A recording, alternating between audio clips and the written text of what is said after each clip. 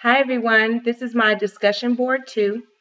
I wanted to start by discussing behaviorism and the two distinct laws that describe it.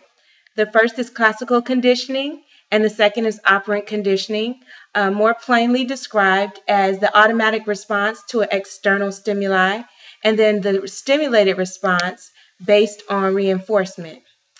Reinforcement itself, I believe, is an integral part of the learning process.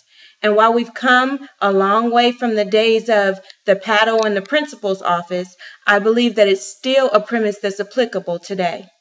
There are many CBTs that already integrate this theory in one way or another. However, I believe that it's best illustrated in the course design that utilizes avatars or gaming technology, because those are the ones that typically have levels or stages that reinforce learning by giving prizes or affirmation or presenting awards for completion. And so one drawback of behaviorism is actually that it doesn't take into account the individual's cognitive development. There are many layers to human development, and the same could be said or surmised of course development and instructional methods.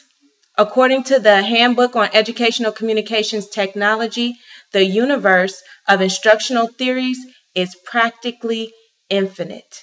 So thanks for watching. Hope you guys leave comments. Have a great day.